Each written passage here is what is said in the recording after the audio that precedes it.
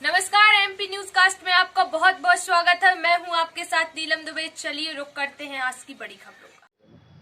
Sir, कोतवाली में जो प्रकरण आया है, क्या कुछ प्रकरण आया और कितने लोग गिरफ्तार हो चुके हैं? देखिए, मैं आपको बताना चाहूँगा कि 30 जनवरी की रात्रि में दो पक्षों के बीच लड़ाई झगड़े हुए थे और उसके उपरांत जो है पुलिस ने गंभीर धाराओं में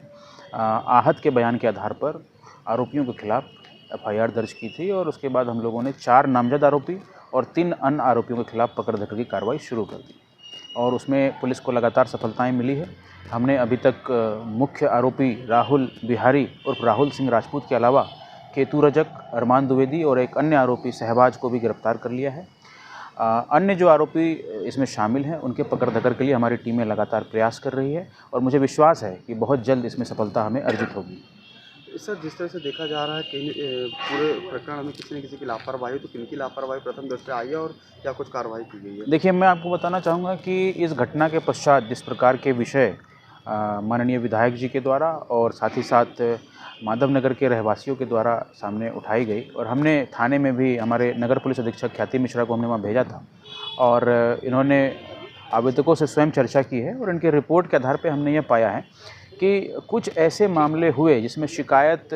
लोगों द्वारा की गई थी, लेकिन थाना प्रभारी के द्वारा इसमें शिथिलता बरती गई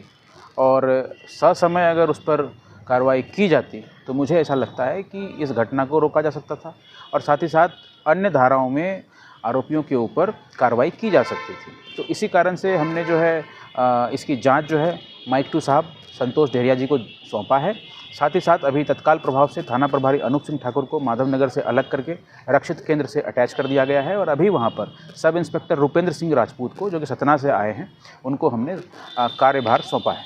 सर, जिस तरह से विधायक जी ने बोला है कि जैसे अपराध को लेकर लगाएंगे, तो उस पर किस तरह से कार्रवाई करेंगे? देखिए, मैं आपको बताता हूँ कि कटनी ज़िले के भीतर अपराधों को लेकर के लगातार हम लोग उसके रोकथाम के लिए प्रयत्नशील रहे हैं